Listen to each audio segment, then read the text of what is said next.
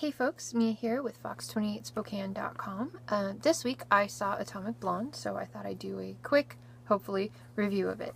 Atomic Blonde stars Charlize Theron, James McAvoy, John Goodman, Sophia Boutella, and Bill Skarsgård. He's not starred as this yet, but he will later this year, so I wanted to use this picture. So, let's see.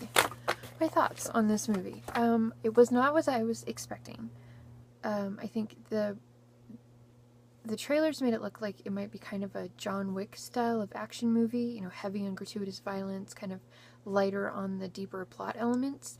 And what I got was more of a spy thriller, lots of turny, twisty plot points, you know, character development, like, is this a bad guy, is this a good guy, what's really going on here. There was some good backstory stuff, some kind of longer moments where you're just trying to figure out, you know, what's happening and are you really getting the whole story and stuff like that. So it was really, really entertaining. It just wasn't what I was expecting.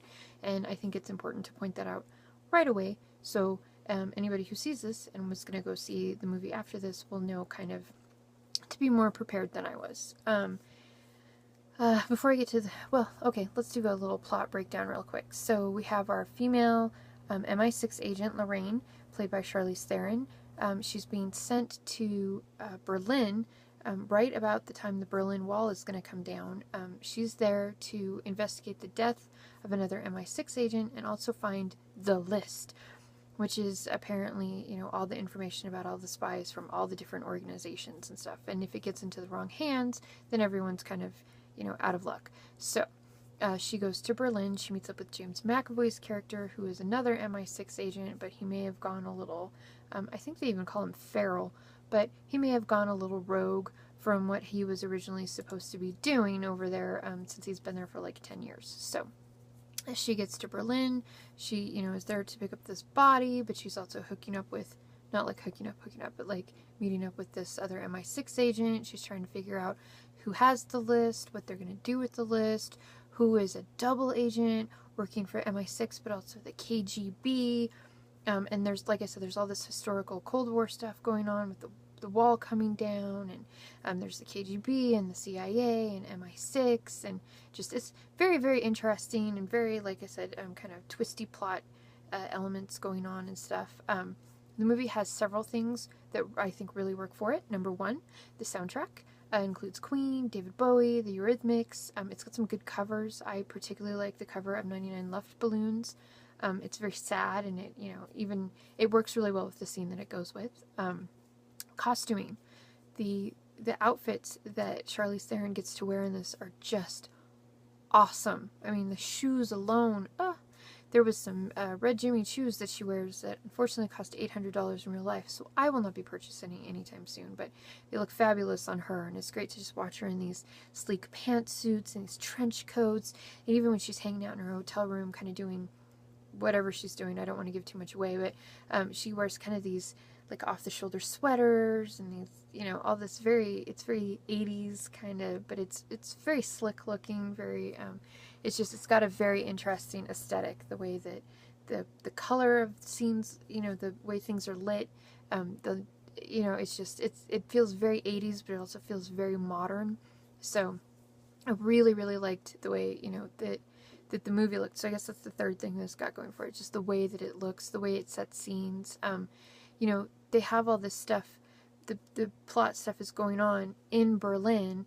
They're on, you know, they travel across or through the wall a couple times, not always easily, but it's very interesting to see the way it's set to have Germany at this very specific period of time, and the way things look on each side of the wall.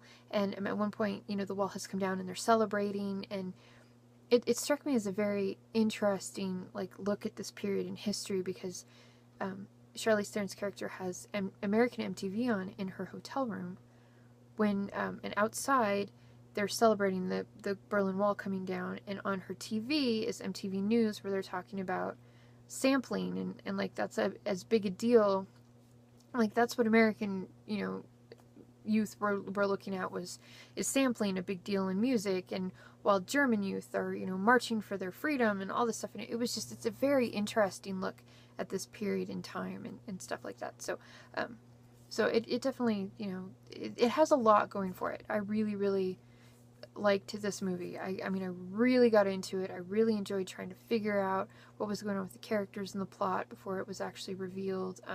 I really enjoyed, you know, just how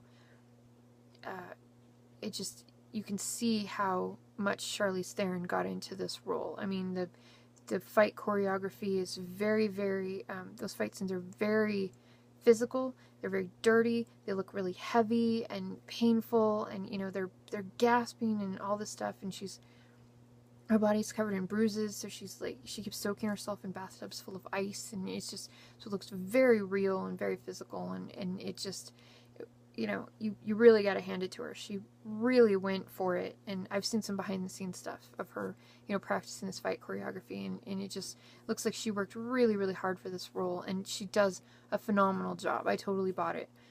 Her as this MI6 agent, and you know, I think, and she was a lot of fun to watch. I think she did it really, really well. I think all the actors did really well. I liked James McAvoy a lot. He's bulked up a bit. I like Sofia Boutella. I've enjoyed her in the few things that I've gotten to see of her so far, so I'm excited to see her in more stuff. So anyway, I'm trying to keep this one short. I'm going to fully recommend this movie, especially if you like action movies, spy thrillers, stuff like that. Just remember, it's got a bit more plot than the John Wick movies do, but it's just as entertaining. And the soundtrack is great, and it's a lot of fun to watch and really get into. So that's gonna be it for this review, and I guess I'll see you next time.